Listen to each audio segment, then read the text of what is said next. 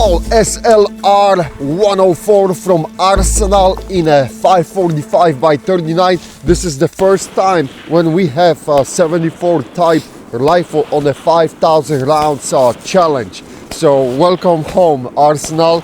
All right, right off the bat, today it's really cold. A freaking negative 10 Fahrenheit. So we are bundled up. If you guys will see, something dripping from our noses, don't get offended, okay? It is just freaking cold. But moving forward, as always, we started with the barrel stress test. Guys, this is a very simple test. I shoot 5 rounds, Paul go and do the 4 magazine dumps as quickly as possible, and that's kind of difficult. People don't understand this. Like on the 3rd magazine, you start feeling the trigger finger.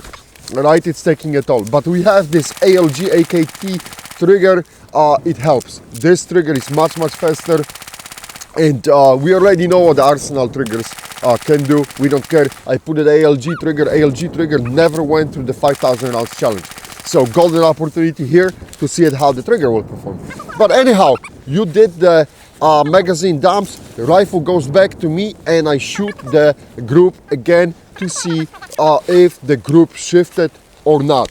And guys, this was the first group, and don't look really for like how tight the group is, because today I was freezing my balls at the ground. But also the main idea is where the center of the group is, the center of the group shifting or not. So this was the first group, guys. 5 shots. This is actually 5 shots over here. And then you got the second group after the barrel was heat up to over 550 degrees. We had the 550 degrees readout on the gauge. So as you can see, the shift was absolutely minimal. The group went a little bit down, I would say ½ inch down, center of the group, compared, because you got 3 rounds here, so that's not just screw up here. So the center of the group went by the around half, maybe 3/4 inch down.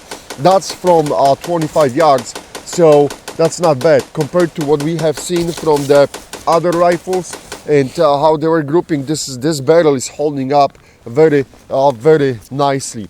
As you guys can see, because this is my private SLR, which it had some mileage before, not that much, but that's what I said. Let's roll with the SLR104 right now, because there's not that many new 74 types on the market.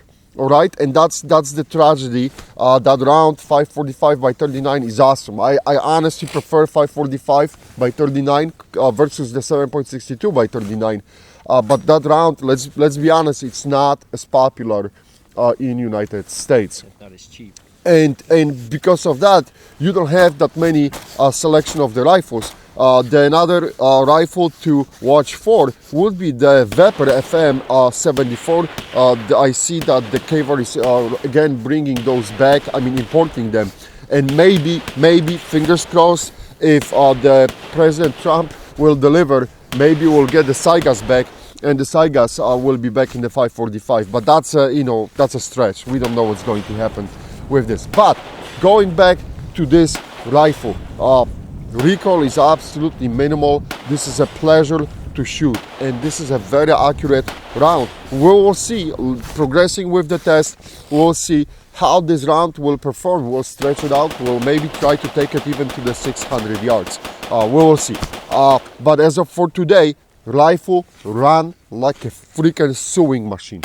Okay, zero. Paul, I do not recall having even one malfunction. Nope. 0 malfunctions, and we use numerous 45 rounders. That rifle was chewing everything. We use 60 grain Wolf ammo, because I don't want to burn out the 7 and 6 surplus. But the 60 grain Wolf ammo, do not use 69 grains. For some reason, in those rifles, the 69 will cause you a headaches, jams, and everything. But the 60 grain Wolf works perfectly fine, and really 0 malfunctions, which is awesome, which is really awesome. But as we always say, Paul, enough with the bullshit talk.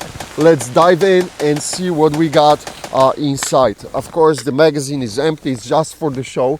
We are not retarded, okay? We may be crazy, but we are not retarded. Hold on to the red dot. Recoil spring. Recoil spring, Paul, I'll be shocked if I will see anything on the recoil spring. There is absolutely nothing. That's just normal wear, guys, on the Arsenal rifles, as you remember from SLR107 on the spring, and nothing really here. Everything is looking good. I do use modify safety on this rifle. That's enhanced safety, and it's working really cool. I like those safeties. All right, let's pull it out. I'll dry it out, everything, before taking the pictures, so you guys can have a better understanding what's happening. Oh, you know what? Screw it. Let's start from the tail. Tail, that's just the... It got flattened a little bit. See? You can see the peeling at the bottom. That's not horrible. Yeah, it's not horrible, but it is. It is visible right here. And we'll be watching it. We'll be watching it. Still, you know, it's a 4,000 rounds left. Let me pull out the bolt. All right. Other than this, in the channel, I don't see. Look, Paul. Channel looks absolutely great. There is nothing here. There is a little slight wobbling on the piston, but again, that's normal. Some of you guys are freaking out. Oh, the piston is wobbling. Piston is wobbling. Guys, it's okay, it's normal, okay? Of course, if you have, you know, like a wimpy piston head, which drops 6 inches from the base, something is not right, okay? But this is absolutely normal. Look at already the gunk and everything on that piston head, Paul. But I don't see any deformations on the piston head. All is looking good here. And so points to watch, the tail on the bolt carrier. All right, let me have a quick look right now at the bolt face. The bolt face and extractor claw, it's looking beautiful. Nothing.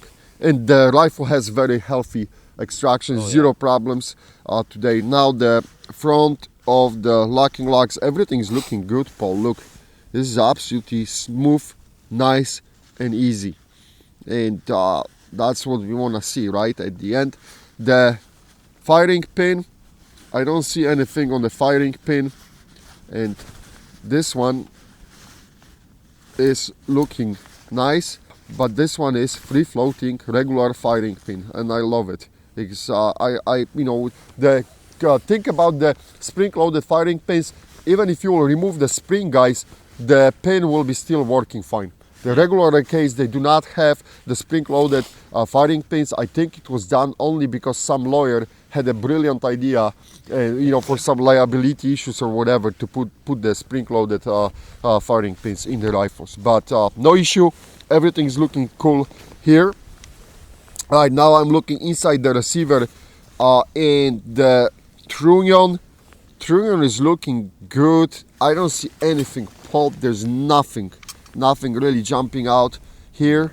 I'll take a picture, so you guys probably will be watching them right now at the front of your eyes.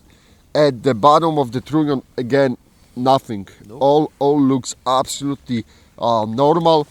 Speaking about the rivets, rivets are all holding up. Nothing is sticking out. We don't have a crooked rivets. We don't have a cracked rivets.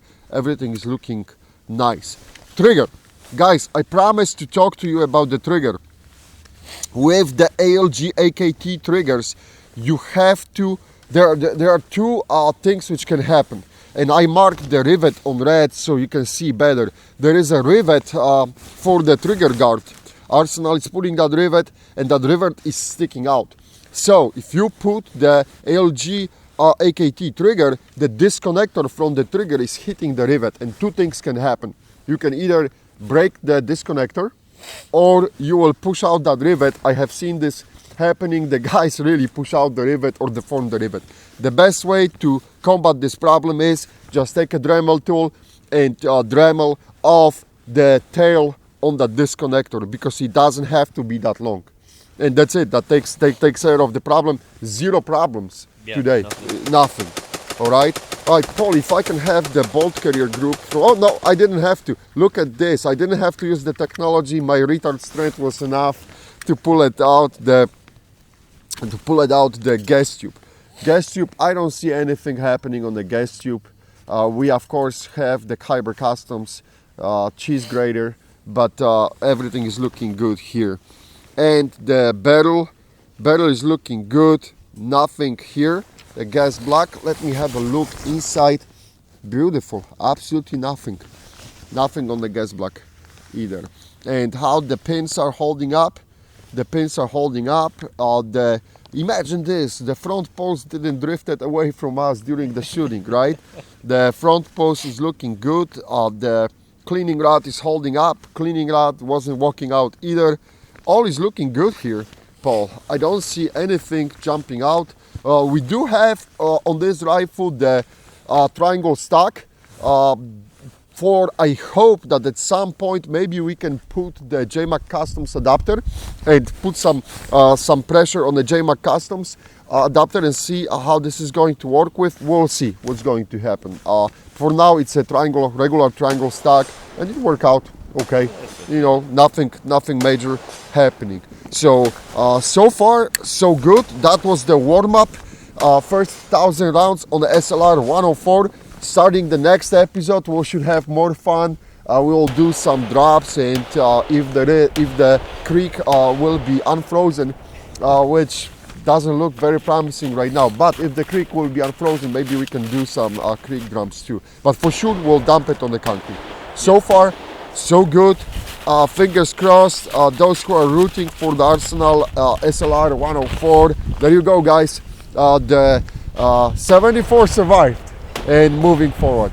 Thanks for watching. Stay tuned right now for the head spacing check. We have to do the head spacing and go from there. Let us know if you have any questions. And let's see, we are closing. Oh, it closed. Oh my God, it closed. I'm not joking. But the good thing is that it closed on the go gauge. So it's supposed to close on the go gauge. All right, now we'll switch to the no-go and we'll see what's going to happen. Hey, there you go, guys. This was a go gauge. No-go test, and there's no way I cannot close it on a no-go. So, one more time. Nope, I cannot close it on a no-go. Just like it should be, the SLR lives for another 1,000 rounds.